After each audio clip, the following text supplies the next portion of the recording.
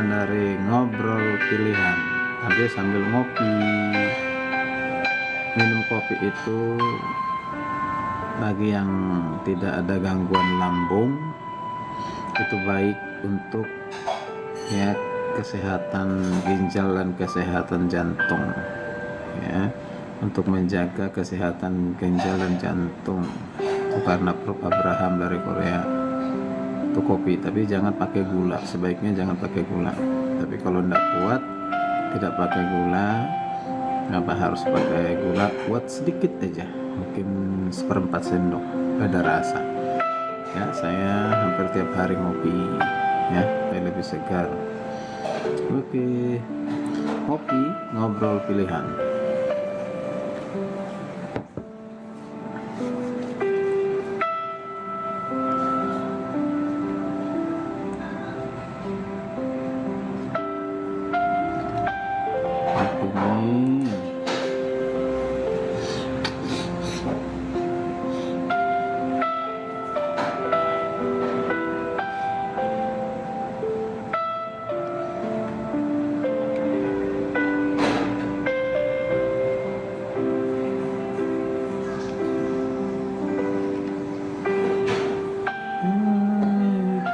Syukurku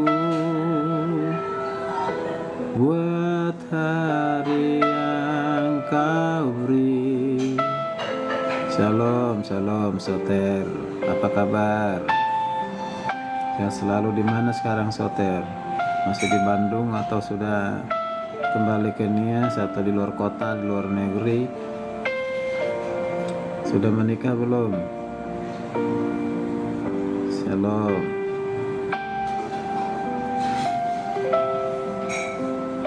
Oh, sudah di kampung. Wow. Iya. Apa sekarang kegiatannya di kampung? Kasih Boni ya, kira-kira kalian kenal. Ada Redmia 15025. Terima kasih. Ya, siapa lagi yang masuk? Geser ke depan. Ya, ada Juna Marpaun. Selamat malam, salam Juna. Ini Redmia ini siapa ya? 1505. Oke, siapapun yang pasti adalah anak Tuhan yang mengasihi Tuhan, ya, walaupun tidak apa-apa.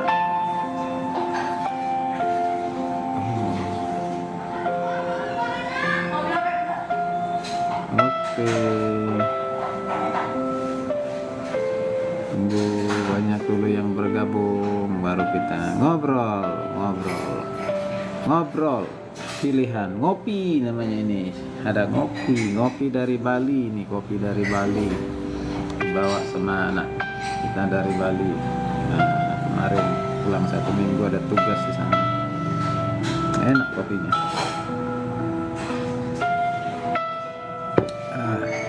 Mana ngomong?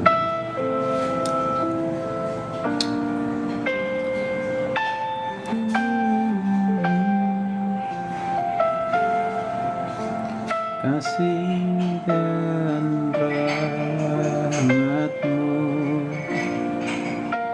selalu baru dan tak pernah terlambat. Pertolongan-Mu besar setia-Mu di dalam hidupku.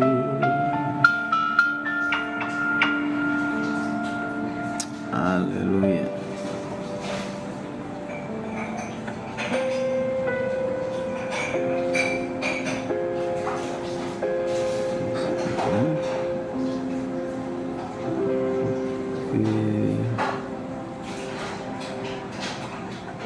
Oke.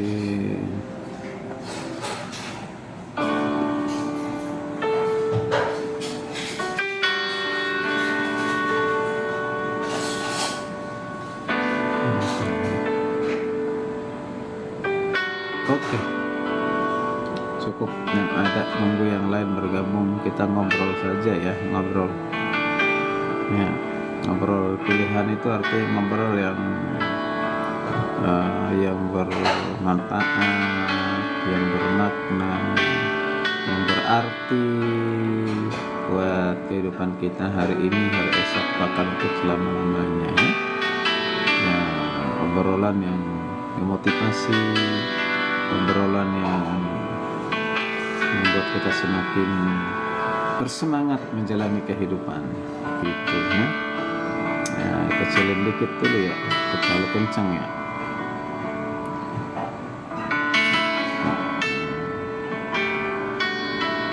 Oke, sudah di planning musiknya.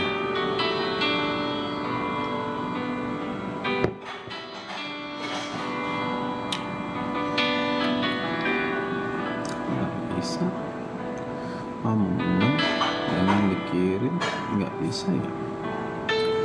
Oke, kita ngobrol dulu nih. Ada seorang ibu ya di Facebook grup, dan juga seorang pria lah katakan, mungkin dia masih udah bapak atau masih lajang, dan seorang ibu ya. Ketika saya mengatakan, karena mereka mengatakan bahwa Yesus itu hanya utusan Allah, tidak lebih dari itu. Jadi artinya mereka menolak bahwa Yesus itu adalah Allah. Artinya Yesus itu hanya manusia biasa. Lalu ada penegasan dari saya bahwa Yesus itu adalah Allah, adalah juru selamat. Lalu ibunya bertanya, siapa nak yang bilang bahwa Yesus itu adalah Tuhan, katanya. Siapa nak yang mengatakan bahwa Yesus itu adalah Tuhan? Itu udah mungkin dijawab di Facebook secara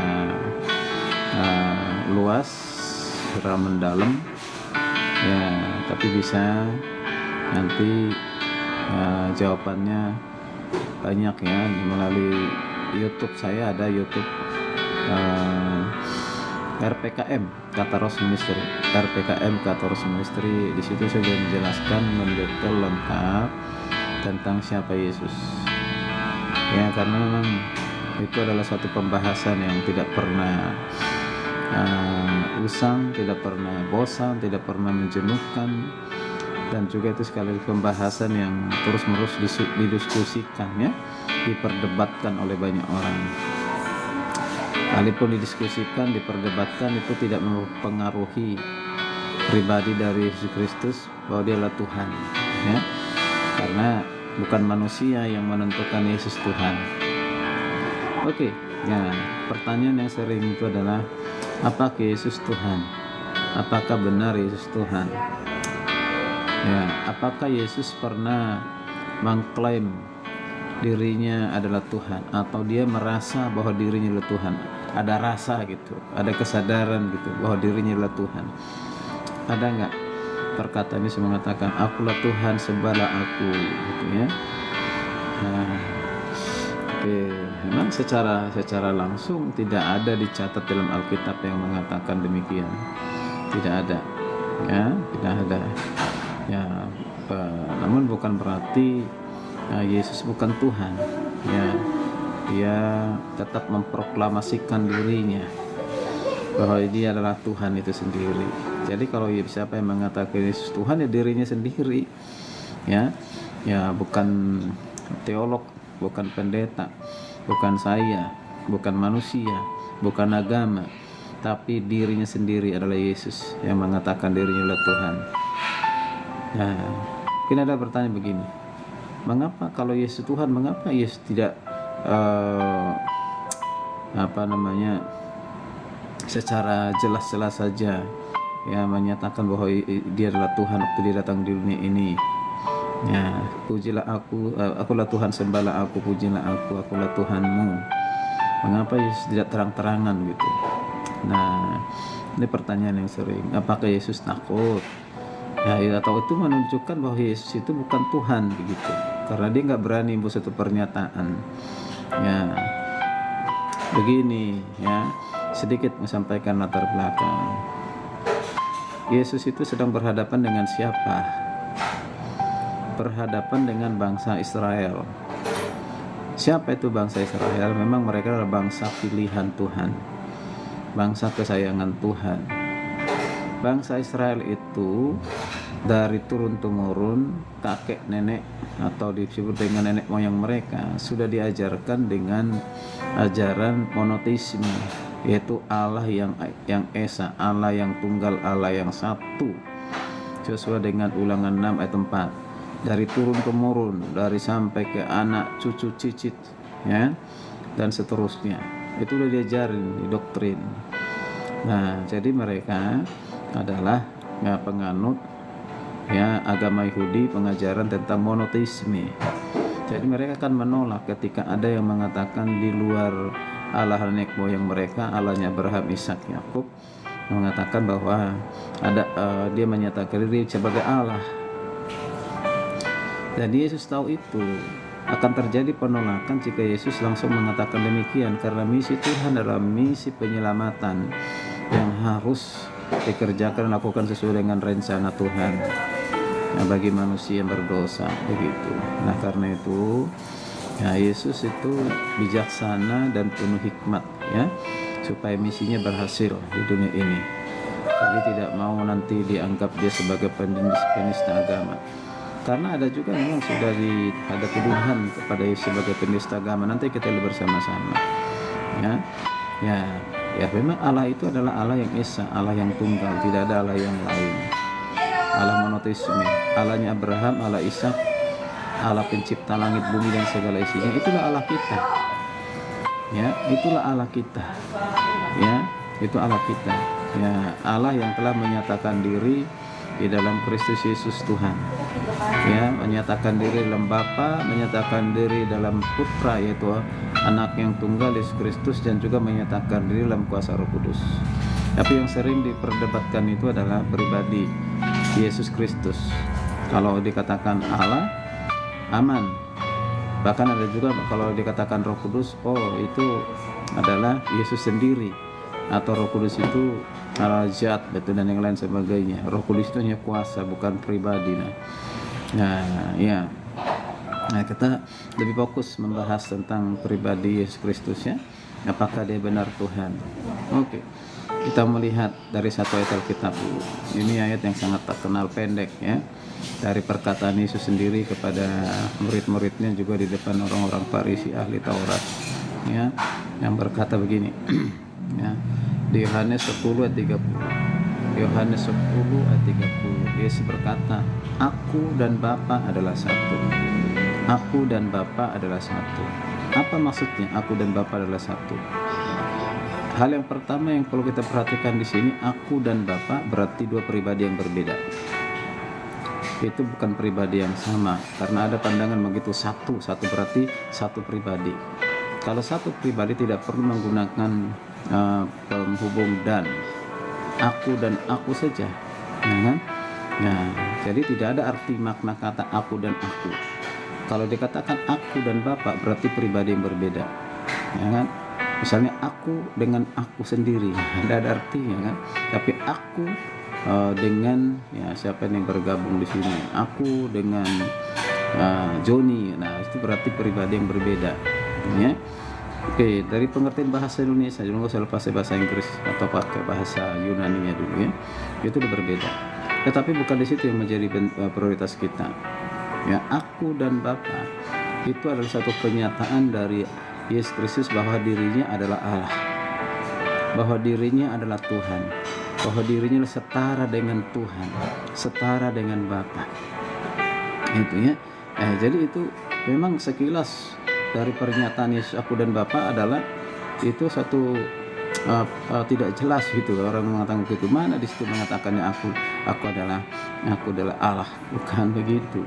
Oke, jadi kita melihat, jadi di sini ya, apa yang dikatakan oleh Yesus itu sangat jelas sekali. Aku dan Bapa itu adalah satu, itu pernyataan ilahi ya, pernyataan ilahi yang menyatakan dirinya dia setara dengan Bapa. Ya, itu adalah, atau kalau setara dengan Bapa atau setara dengan Tuhan, berarti dia adalah Tuhan itu sendiri. Ya. Nah, mari kita perhatikan ketika Yesus mengatakan, ya, aku dan Bapa adalah satu, bagaimana reaksi orang-orang mendengar pada saat itu, orang-orang Yahudi, orang-orang Farisi, ahli Taurat, ya, orang-orang Yahudi terhadap pernyataan Yesus yang mengatakan aku dan Bapa adalah satu. Ya, mereka di ayat 10 dikatakan begini, bukan karena suatu pekerjaan baik maka kami mau melempari engkau. Bukan karena suatu pekerjaan yang baik maka kami mau lempari engkau. Perhatikan sini. Melainkan karena engkau menghujat Allah. Melainkan karena engkau menghujat Allah, dan karena engkau sekalipun hanya seorang manusia saja menyamakan dirimu dengan Allah. Perhatikan dari reaksi dari orang-orang Yahudi ini ketika Yesus mengatakan aku dan Bapa adalah satu. Mereka sangat marah, mau melempari Yesus dengan batu. Pertanyaannya, mengapa mereka mau melempari Yesus dengan batu? Mereka katakan bukan karena pekerjaan baik yang dilakukan. Mengapa? Karena dengan perkataan itu berarti Yesus menyamakan dirinya dengan Allah. Padahal menurut paham mereka, Yesus itu adalah manusia, anaknya Yusuf, anaknya Maria yang lahir di Bethlehem. Kok berani sekali mengatakan aku dan Bapa adalah satu? Ya, artinya dia menyamakan. Jadi orang-orang Yahudi ini tahu persis perkataan Yesus itu mau menyatakan dirinya adalah Allah. Makanya mereka marah. Ya, bahkan kalau di Indonesia mungkin dianggap ini penistaan agama gitu. Karena mereka adalah penganut agama monoteisme, orang Yahudi monoteisme, ya. Oke, itu di ayat 10. Jadi menyamakan dirimu dengan Allah, padahal kalau hanya seorang manusia. Ya, ternyata ini sampai sekarang masih banyak punya pemahaman seperti itu. Bukan hanya orang-orang Yahudi, tapi agama-agama lainnya juga yang mengatakan demikian, ya. Bukan demikian, Yesus itu hanya manusia biasa, atau manusia yang dipertuhankan, yang manusia yang punya kuasa yang diberikan oleh Allah. Nah, kapan dia menjadi Allah? Itu pada saat dia dibaptis, setelah sampai kepada salib. Kata di salib dia bukan Allah lagi, tapi dia adalah manusia biasa. Lalu setelah bangkit dari kematian baru dia Allah. Berarti dia Yesus Allah itu dalam pengertian ini dadakan, ya, yang spontan begitu. Nah, ini bertentangan dengan sifat yang dimiliki oleh Allah, itu sifat yang kekal. Ya, sifat yang kekal. Oke. Jadi sini orang-orang Yahudi memahami pernyataan Yesus itu sebagai pengakuan dari Yesus bahwa dirinya adalah Allah. Makanya mereka marah. Ya, marah. Nah, banyak ayat-ayat yang lain, ya. Kita bisa memperhatikan, ya. Yesus tidak pernah, ketika Yesus mengatakan ketika maksudnya di sini murid-muridnya mengatakan dia adalah Mesias, dia adalah anak Allah, dia adalah Tuhan, tapi Yesus tidak pernah mengoreksi mereka, lalu menegur mereka, jangan sebut aku bukan Allah gitu. Okay. Nah, kita bisa melihat beberapa ayat lagi dalam Alkitab yang menunjukkan bahwa Yesus betul-betul dia adalah Allah. Oke, jadi satu tadi sudah, ya. Sekarang kita lihat dalam Yohanes 8 ayat 58. Yohanes 8:58 yang mengatakan begini. Ini perkataan Yesus langsung, ya. Sesungguhnya sebelum Abraham jadi aku telah ada. Sebelum Abraham jadi aku telah ada. Ini adalah pernyataan Yesus. Perhatikan kata aku telah ada. Jadi sebelum Abraham ada, aku telah ada. Ini maksudnya apa ini? Ini pernyataan ini. Ini maksudnya pernyataan keberadaan. Pernyataan keberadaan dari Yesus. Dia sudah ada sebelum Abraham ada. Bahkan sebelum segala sesuatu ada, dia sudah ada. Bahkan dia ada dalam kekekalan. Ini menunjukkan, ya. Jadi kita perhatikan, ya, ketika Yesus berkata demikian, ya, kembali respon reaksi yang negatif dan membuat orang-orang Yahudi marah, mengambil batu dan hendak merajam Yesus dengan batu. Karena itu sudah bertentangan dengan ajaran nenek moyang mereka. Ya, mereka marah, ya, sehingga mereka mau mengambil batu dan mau melempar Yesus. karena mereka menganggap itu sebagai penghujatan terhadap Allah, ya. Karena Yesus mengakui dirinya Allah. Jadi kalau Yesus mengatakan sebelum Abraham jadi aku telah ada, sebelum Abraham ada aku telah ada, mereka paham betul. Orang-orang Yahudi paham betul bahwa itu pernyataan itu adalah pernyataan Yesus menyatakan dirinya adalah Allah. Begitu, buat mereka marah. Itu ya, itu luar biasa. Itu ya. Ya, kalau hanya dia manusia biasa, ya hanya pekerja yang baik, hanya melakukan hukum Taurat, gitu kan? Ya mereka mungkin tidak marah, ya kan? Ya, dia melakukan mukjizat, menolong banyak orang, mereka tidak perlu marah, ya.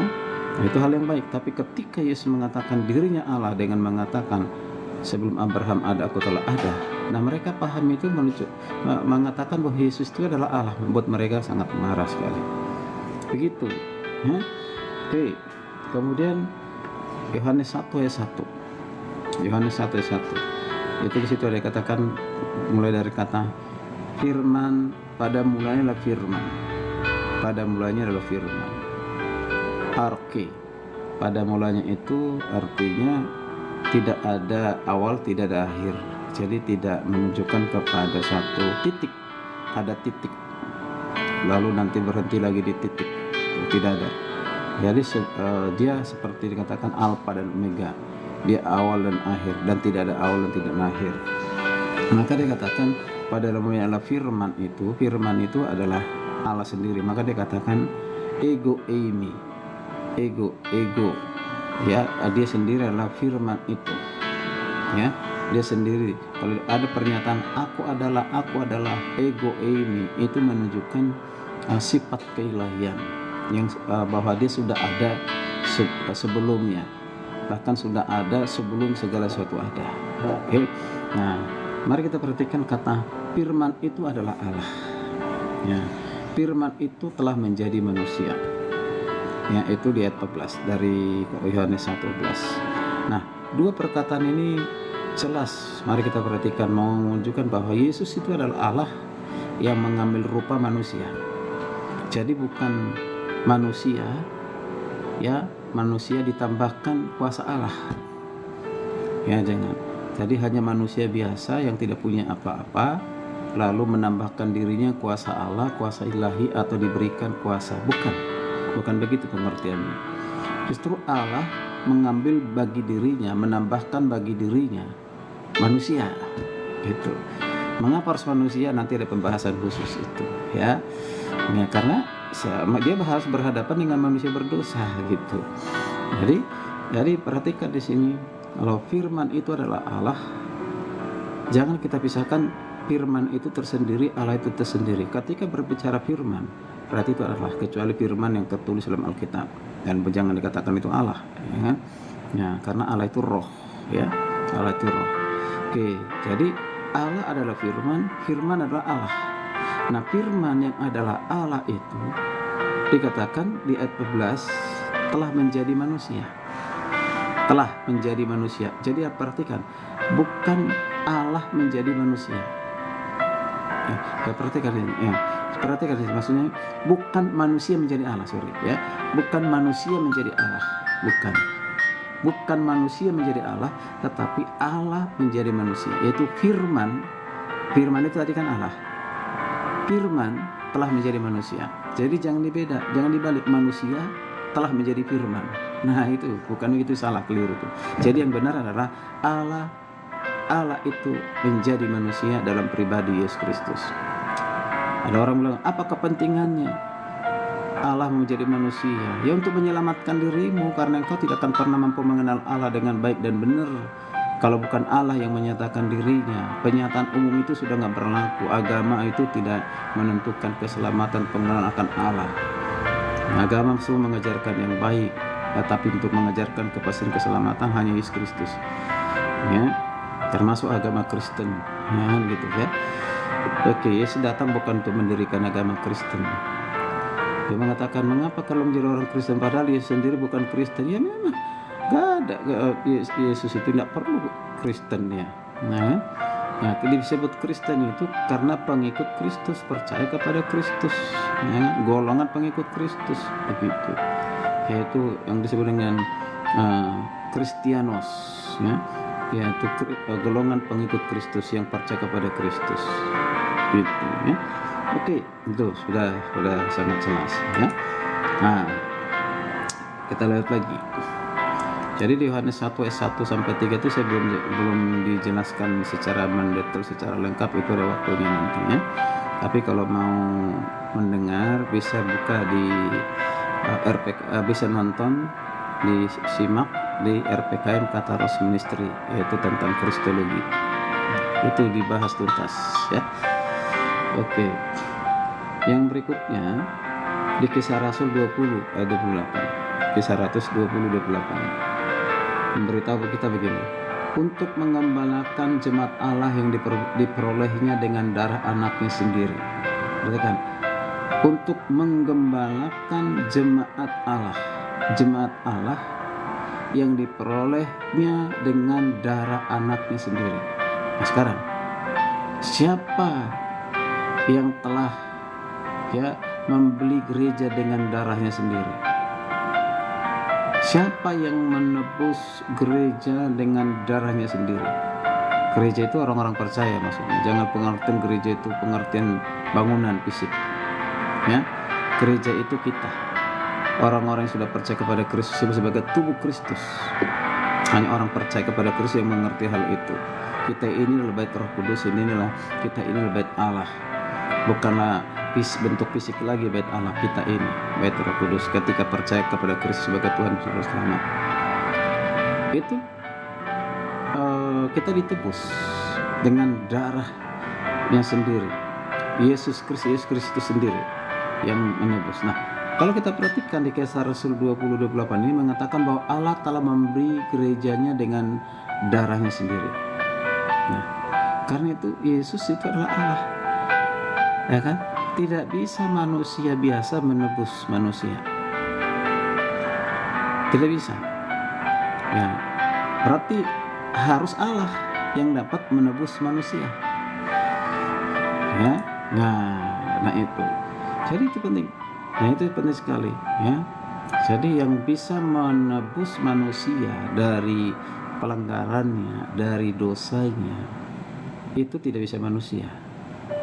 Harus Allah di dalam Yesus Kristus yang telah menjadi manusia. Karena dia harus mengapa dia harus menjadi manusia? Karena dia harus menjadi korban untuk menggenapi semua korban-korban yang dalam perjanjian lama merupakan bayangan, ya, gambaran-gambaran misalnya yang dilakukan oleh para nabi, nenek moyang, para imam, raja di perjanjian lama dengan mempersembahkan, ya, binatang yang tidak bercacat belah atau domba yang tidak bercacat belah atau kambing, dan itu dipersembahkan sebagai korban penebus salah, korban penebus dosa, korban bakaran dan lain sebagainya. Itu satu gambaran yang diberi yang menumpahkan darah ketika mempersembahkan satu ekor domba yang tidak bercacat belah atau jenis binatang yang lain, berarti penumpahan darah. Jadi semua bicara darah, ya, darah. Nah, ini ya sudah digenapi dengan darah yang sempurna, darah yang tidak berdosa, darah Yesus Kristus mati di kayu salib untuk menebus dosa saudara dan saya. Mau percaya atau tidak itu urusanmu, ya. Begitu. Jadi yang bisa menebus dosa itu bukan manusia. Berarti Yesus itu bukan hanya manusia biasa, dia adalah Allah sendiri. Begitu, ya. Nggak masuk akalmu ya terserahlah, ya kan. Saya berdoa supaya Roh Kudus yang menolong hati dan pikiranmu supaya engkau bisa disingkapkan, diberikan pengertian, ya begitu. Kemudian kita lihat lagi pengakuan dari salah satu murid Yesus namanya Thomas, ya Thomas. Nah, Thomas ini awalnya tidak percaya kepada kebangkitan Kristus, tidak percaya. Ya, artinya dia nggak percaya bahwa Yesus itu adalah Tuhan, ya, dia percaya. Nah, maka dia bilang, sebelum saya melihat bekas paku di tangannya, ini sudah bicara setelah kebangkitan Kristusnya, dan juga bekas tusuk tombak di lambungnya, aku tidak percaya. tidak percaya. Nah, tapi Yesus di sini luar biasa, tidak membiarkan Thomas itu dalam ketidakpercayaan. Yesus akhirnya menyatakan diri, menampakkan diri kepada Thomas, ya. Nah, akhirnya ketika diperlihatkan bekas paku di tangannya, bekas tusuk lambung, bekas tusuk yang tusuk dalam lambungnya, tunjukkan, baru dia percaya. Lalu perhatikan suatu perkataan, ucapan yang luar biasa keluar dari mulut Thomas. Dikatakan apa? Thomas sang murid berseru, "Ya Tuhanku dan Allahku, ya Tuhanku, Allahku." Ya kan, memanggil Yesus itu Tuhan, Allah. Perhatikan baik-baik, ada resiko konsekuensi ketika seorang Thomas mengatakan demikian. Dia seorang Yahudi yang tidak boleh memperalahkan yang lain seperti Allahnya Abraham, Ishak, Yakub. Ya, tapi dia tahu bahwa itulah Allahnya Abraham, Ishak, Yakub. Kata-kata ya Tuhanku, Allahku. Tuhanku dalam perjanjian lama itu Adonai, Adonaiku, terjemahkan Krios, Allahku. Wow, luar biasa. Lalu perhatikan, apakah Yesus pada saat itu mengoreksi Thomas? Apakah Yesus mengatakan, "Hei Thomas, jangan panggil aku Tuhan, jangan aku panggil aku Allah, aku bukan Tuhan, aku bukan Allah"? Apakah Tuhan mengkoreksi pada saat itu? Apakah Yesus pada saat itu meluruskan? Maksudnya, apakah Yesus meluruskan? Tidak, karena memang dia benar adalah Tuhan. Itu ya, secara tidak langsung dia menyatakan bahwa dirinya adalah Tuhan dengan pernyataan, ungkapan, perkataan Thomas itu. Kalau salah Thomas pasti dikoreksi, ya.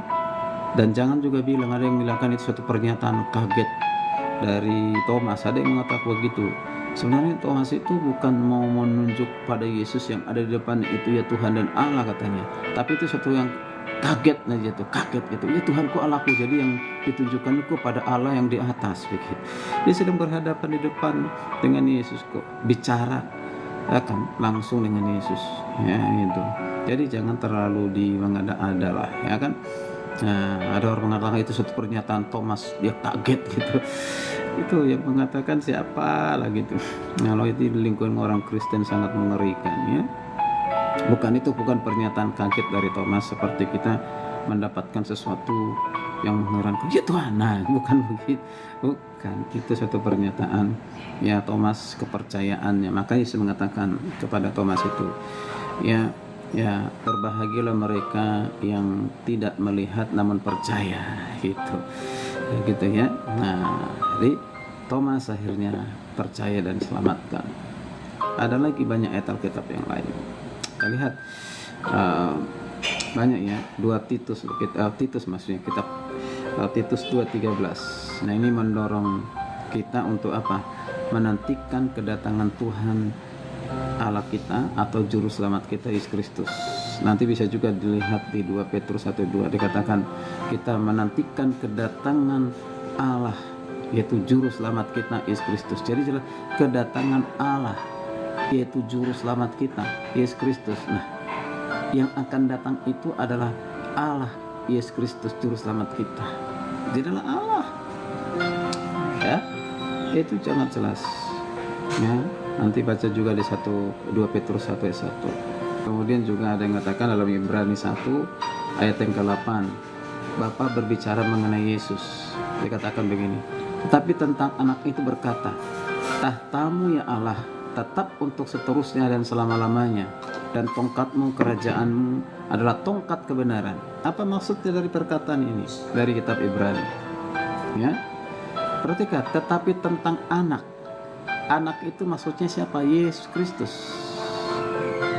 Anak itu maksudnya Yesus Kristus. Ini perkataan Allah langsung, ya. Jadi jangan juga bilang Allah berkata tentang Allah dengan diri sendiri, gitu ya.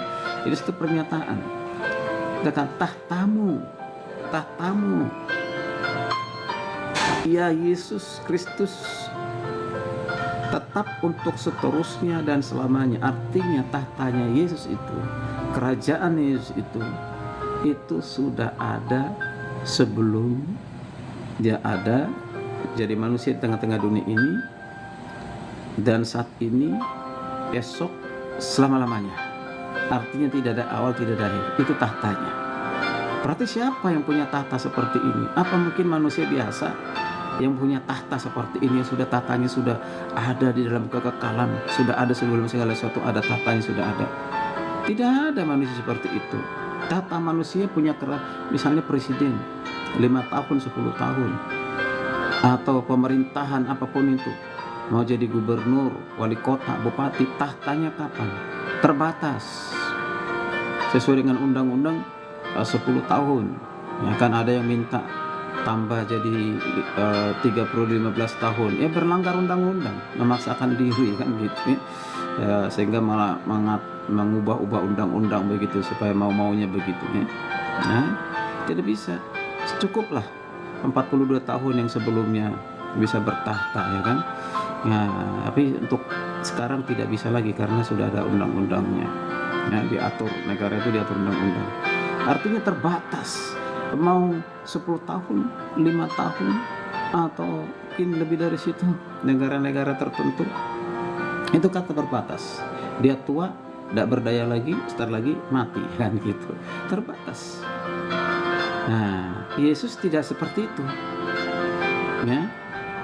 Yesus itu tahtanya itu sudah ada. Maka dikatakan tetap, berarti tidak berubah. Seterusnya berarti terus menerus. Selama-lamanya berarti selama-lamanya. Nah, ya, jadi tidak dibatasi. Gitu ya. Nah, tidak berkesudahan. Gitu ya. Tidak pernah habis gitu. Ya. Nah, bahkan tongkat kerajaanmu adalah tongkat kebenaran. Nah, siapa yang berani mengatakan manusia itu adalah kebenaran? Siapa? Coba tokoh-tokoh agama sekalipun, orang-orang hebat terkenal di dunia ini, siapa yang berani? Akulah kebenaran. Tidak ada satupun yang berani. Kalau ada yang berani itu berarti pendusta, bohong dia. Nah, Yesus Kristus salah satu-satunya yang pernah mengatakan demikian. Yohanes 14 ayat 6, kata Yesus kepadanya, akulah jalan, kebenaran dan hidup, tidak seorang pun yang datang kepada Bapa kalau tidak melalui aku. Jadi tiga di situ. Yesus itu adalah dikatakan jalan menuju ke surga, didasarkan kepada kebenaran. Kebenaran itu adalah Allah sendiri. Tidak ada manusia ini adalah Allah, tidak ada itu. Kemudian kebenaran itu menuntut kepada kehidupan, hidup kekal. Nah, Yesus memberikan hidup kekal, hanya Dia yang mendapat. Kita memperoleh kehidupan kekal itu adalah dari Yesus Kristus. Ya. Jadi jelas Yesus itu adalah Allah. Nah, lanjut. Yang sudah bergabung, terima kasih. Ya. Nah, dalam Wahyu. Ini dalam Wahyu. Malaikat menginstruksikan kepada Rasul Yohanes untuk menyembah kepada Allah. Nah, coba kita lihat dalam Wahyu ya. Nah, Wahyu, saya baca Wahyu 19 ayat 10. Jadi malaikat yang memerintahkan memerintahkan Rasul Yohanes untuk menyembah kepada Allah. Oke, coba saya tidak siapkan ayat Alkitabnya di slide, tapi saya buka langsung saja. Nah, Wahyu 19. Nyamuk juga banyaknya. Nah, Wahyu 19 ayatnya yang ke-10. Yang 10 berkata demikian ya. Perhatikan ya. Ini. Aku pun sujud di depan kakinya. Untuk menyembah dia. Menyembah Yesus. Tetapi ia berkata kepadaku, jangan berbuat demikian. Aku adalah hamba sama dengan engkau dan semua saudaramu yang memiliki kesaksian Yesus. Perhatikan. Maksudnya di sini salah. Perhatikan ya. Nah, ada yang mau menyembah ya, malaikat. Perhatikan, saya baca. Aku pun sujud di depan kakinya untuk menyembah dia. Nah, penglihatan Rasul Yohanes menyembah, ya menyembah. Kemudian tetapi ia berkata kepadaku, jangan berbuat demikian. Aku adalah hamba, sama dengan engkau dan saudara-saudaramu yang memiliki kesaksian Yesus. Sembahlah Allah. Perhatikan, sembahlah Allah. Jadi jangan sembah manusia, jangan sembah Yohanes, jangan sembah malaikat. Ya, kata sembahlah Allah, sebab kesaksian Yesus adalah roh nubuat. Sembahlah Yesus. Ini mau menyatakan tentang Yesus. Ya, luar biasa. Ya, karena di sini berbicara tentang perjamuan kawin anak domba. Anak domba itu adalah gambaran menunjukkan kepada Yesus Kristus. Begitu. Ya, sembahlah Yesus. Yesus menerima penyembahan. Kalau Yesus menerima penyembahan, yang dapat disembah hanya adalah Allah. Berarti Yesus adalah Allah. Ya. Kemudian ada beberapa kali Yesus menerima penyembahan. Matius 2:11. Matius 2:11. Kita buka Matius 2 ayatnya yang ke-11, saya baca ya. Matius 2 ayatnya ke-11 berkata demikian ya. Mereka masuk ke dalam rumah itu dan melihat anak itu bersama Maria. Anak itu siapa? Yesus itu waktu dia baru lahir ya, ada di kandang domba di Bethlehem ya. Yaitu datang orang Majus ya, orang-orang Majus. Mereka dikatakan dan Maria ibunya lalu sujud menyembah dia. Lalu sujud menyembah dia, bukan menyembah Maria, bukan menyembah Yusuf. Ya, itu menyembah dia ini guru besar, dia adalah menyembah siapa? Yesus yang baik itu. Nah, menyembah dia. Mereka pun membuka tempat harta bendanya dan mempersembahkan kepada persembahan kepadanya, yaitu emas, dupa dan mur. Ya, kita tidak fokus kepada persembahannya, tapi pada penyembahannya. Jadi Yesus sekalipun pada saat itu secara manusia dia masih berumur bayi yang baru lahir, bukan berarti dia bukan Tuhan seperti yang dikatakan Nono itu yang ada di Kelapa Gading itu. Nah, kan? Nah, katanya tidak ada kepentingan kita pada saat Yesus dalam kandungan dan pada saat dia lahir ada usia lebih kecil. Ini. Lalu ayat ini kamu kemanain? Mau kemanain ini orang-orang Majus datang masuk ya ke tempat di mana Yesus lahir. Mereka lakukan menyembah sebelum mereka persembahan menyembah Yesus gitu. Tapi jangan katakan juga bayi Allah ya, tidak ya, Allah itu tidak pernah jadi bayi ya, dia bayi terus begitu ya. Bayi itu adalah manusianya, karena Yesus itu adalah manusia 100% atau manusia sejati, tapi ingat dia juga adalah Allah sejati ya. Oke. Nah ya. Jadi sangat jelas. Coba kita lagi 14, Matius 14 akan baca. Matius 14 ayatnya yang ke-33. Yesus menerima penyembahan dan Yesus tidak pernah menolak itu. Yesus kemudian dikatakan ayat yang ke-33 dari 14 ya, saya baca. Nih, Yesus waktu Yesus berjalan di atas air ada bersama-sama dengan muridnya, dikatakan orang-orang yang ada di perahu menyembah dia. Menyembah siapa? Menyembah Yesus. Sesungguhnya engkau anak Allah. Ya, luar biasa. Wah, itu luar biasa ya. Jadi murid-murid yang ada di atas perahu menyembah Yesus dan mengatakan sesungguhnya engkau adalah anak Allah. Nah, harusnya Yesus koreksi dong. Kalau murid-murid ini salah, itu menyembah dia. Murid-muridku jangan sembah aku hanya anaknya Maria. Aku hanya manusia biasa seperti kalian. Yesus koreksi dong, Yesus luruskan dong seharusnya kan. Tapi Yesus koreksi nggak? Tidak. Berarti dia adalah Allah itu sendiri. Wow, luar biasa. Ya kan? Nah, sesungguhnya engkau adalah anak Allah. Ketika dikatakan anak Allah itu pernyataan ilahi. Anak Allah, ketika mengatakan anak Allah berarti itu pernyataan dia adalah Allah. Begitu Bapak Ibu. Dia menerima penyembahan. Satu ayat lagi, Yohanes 9 ayat 3. Masih banyak ayat-ayat yang lain di mana Yesus menerima penyembahan ya. Nah, disembah. Tapi kita lihat aja kembali kepada atau Lukas deh. Lukas saja kita lihat. Ya. Lukas, di mana kau Lukas? Nah ini. Nah, Lukas 24. Lukas 24, saya baca Lukas 24 ayat 52. Ya. Shalom, hora sama. Shalom, salam kenal masian mau putar-putar si mananduk. Oh, horas abang, kalau si mananduk tahu si mananti. Nah, berarti abang mah kalau si mananduk kalau dak salah panggilan abang dia kan. Kami si mananti. Ya. Horas, sehat selalu. Nah, oke. Ayat yang ke Lukas 28 ayat 52. Nah, 58 itu tadi katakan ini ayat 52 ya, saya baca ini ayat 52. Ini luar biasa. Dikatakan begini. Mereka sujud menyembah dia. Siapa ini? Murid-muridnya pada saat kenaikan Yesus ke surganya.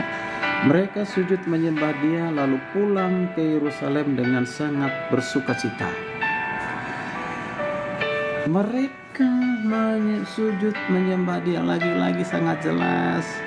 Ini setelah kebangkitan Kristus, berarti waktu dia bayi, waktu dia dewasa, yaitu ada di perahu secara manusia, dia mati dan bangkit, dia disembah.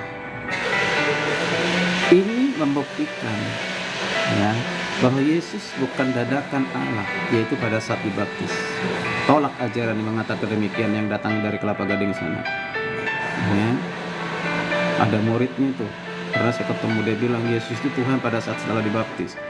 Aduh, kasihan ini pulang nanti ke Mentawai sana mengajarkan demikian dari gurunya itu. Makanya jangan diutuslah ke sekolah seperti itu, utuslah ke sekolah Kataros, ya kan? Pada saat dia bayi sudah disembah. Pada saat bersama dengan murid-muridnya dalam usia dewasa, itu di atas perahu dia sudah disembah. Setelah dia mati dan bangkit disembah. Perlakuan yang sama disembah, berarti apa? Dia adalah Tuhan. Wow, luar biasa. Hanya Tuhan yang menerima penyembahan. Yesus menerima penyembahan, maka dia adalah Tuhan. Kapan dia Tuhan? Bukan pada saat dibaptis, bukan pada saat dia bangkit dari kematian, bukan. Tapi sebelum dia lahir, namanya disebut dengan pra-eksistensi, kekekalan. Dialah Tuhan. Jadi tidak ada Tuhan dadakan. Tuhan dadakan itu hasil pikiranmu. Ya maaf, ya saya pertegas ini. Ya, oke. Saya hanya menyampaikan apa yang kata Alkitab. Luar biasa. Ya, jadi sekali lagi Yesus tidak pernah menegur murid-muridnya. Ya, ketika murid-muridnya menyembahnya, dia tidak tegur. Ya. Nah, jadi kalau Yesus bukan Allah, ya pasti melarang mereka lah, ya, melarang mereka supaya jangan disembah dirinya, jangan disembah Yesus begitu, ya. Nah, oke. Jadi sekali lagi masih banyak ayat-ayat Alkitab yang mengatakan demikian. Yang terakhir itu, apakah Yesus Allah? Apakah Yesus pernah mengklaim diri sebagai Allah? Ya. Yang berikutnya adalah 1 Yohanes 2 ayat 22. Ini alasan yang paling utama, paling penting. Yesus haruslah Allah. Jikalau dia bukan Allah, kematiannya sebagai manusia tidak cukup untuk membayar hukum dosa dunia. Sekali lagi, kalau dia hanya manusia biasa, dia bukan Allah, tidak bisa. Ya, tidak bisa. Ya, menebus ya manusia dari hukuman dosa atau membayar ya hukuman dosa. Ya, itu ada mungkin sedikit ada istilah teologi ya, tidak apa-apa ya.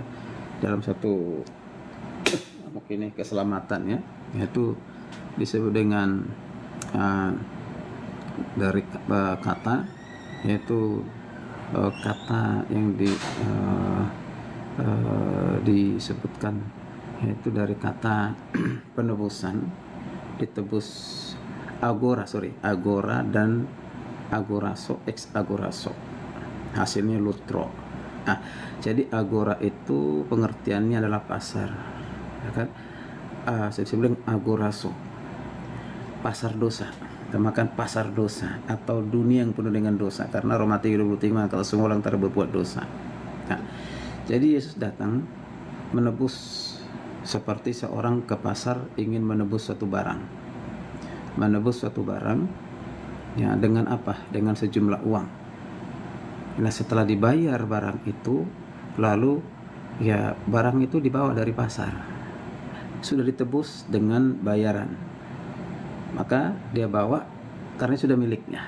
Jadi barang itu sudah menjadi miliknya karena sudah ditebus. Nah, kira-kira seperti itulah. Jadi Yesus sudah datang ke dunia yang penuh dengan dosa untuk menebus dosa manusia dengan korban, yaitu kematian di kayu salib dengan darah yang mahal, kata Petrus. Bukan dengan emas dan perak, tapi dengan darah yang mahal, ditebus manusia dari pasar dosa tadi, ya, atau dari dunia yang penuh dosa ini, dibeli dengan apa? Dibeli dengan darah yang mahal, darah Kristus. Setelah dibeli dengan darah Kristus itu, ke pengorbanan di kayu salib, dikeluarkan dari kegelapan itu, dari pasar dosa itu, dibawa keluar, ya, menjadi miliknya karena sudah ditebus, menjadi miliknya, dibawa keluar. Nah, ada hasil tebusan yang sudah dibawa keluar, itu namanya lutro. Ya, itu hasil lutro, hasil dari tebusan itu, yaitu siapa? Orang-orang yang sudah ditebus, yang sudah percaya kepada Kristus. Begitu, ya. Itu luar biasa. Nah, siapa yang bisa melakukan itu? Kalau dia hanya manusia biasa, tidak bisa membayar hukum dosa. Yang bisa membebaskan kita dari hukum dosa siapa? Allah sendiri. Hukum dunia ini nggak bisa. Hukum dunia ini penuh dengan rekayasa, nah kan? Keadilan di dunia ini penuh dengan rekayasa, ya di dunia ini apa? Ya, sudah jelas, orang benar bisa jadi salah, orang salah bisa jadi benar, tergantung kepada uang yang dimiliki sebanyak apa. Itu dunia. Makanya kasihan orang-orang yang miskin, yang mungkin dia hanya korban jadi dibuat jadi salah. Itu seringkali salah tangkap lah dikatakan begitu, ya kan? Ya, diadili, udah sempat masuk penjara, setelah beberapa masuk penjara baru dikatakan oh salah tangkap, ya kan? Konyol, berarti nggak profesional, ya. Itu mengapa? Karena ingin memberikan rasa nyaman kepada orang-orang tertentu yang dianggap itu adalah pemimpin mungkin, yang pernah menguntungkannya mungkin, atau disuruh mungkin. Itulah pengadilan dunia, ya. Di pengadilan Kristus sangat adil, sungguh-sungguh adil, ya. Oke, puji Tuhan. Nah, jadi sekali lagi, dosa manusia seluruh dunia tidak mungkin ditebus oleh manusia. Kalau dia hanya manusia biasa, itu hanya bisa dilakukan oleh Allah, ya, oleh Allah. Ya, untuk menebus dosa dirinya sendiri aja nggak bisa, apalagi dosa seluruh dunia, ya kan? Ya, itu harus Allah. Oke, baik, berlanjut, Pak. Tuhan, sudah malam, sudah hampir mau 9:30. Kiranya ngopi kita hari ini bermanfaat. Ngobrol pilihan, bisa ngopi sungguh-sungguhan. Nah, ini ngopi dari Bali, enak. Ini tanpa gula. Tapi kalau tahu cara mengaduk, cara untuk meraciknya, jadi kalau minum kopi itu airnya benar-benar air yang panas yang mendidih, jangan dari dispenser, ya, air yang benar-benar panas, ya. Oke, taruh air mungkin tidak terlalu penuh. Setelah itu masukkan kopi secukupnya, mungkin 1 sendok, ya, jangan terlalu banyak. 1 sendok saja cukup, atau 3/4 sendok masukin. Jangan diaduk, biarkan saja dia naik sendiri nanti, ya, ke atas, ya. Kalau diaduk itu pasti nggak enak, ya. Jangan diaduk, itu kuncinya. Saya benar belajar dari yang punya kafe, ya, yang apa namanya, dia juragan kopi ya. Itu betul suka. Akhirnya apa? Tanpa gula sepertinya ada rasa manis begitu. Ini nggak ada gulanya, tapi tidak pahit, ya tidak pahit ya, karena cara meraciknya gitu ya. Bisa mengikuti ya Bapak Ibu, nah cara membuat kopi begitu yang sudah dengan kopi.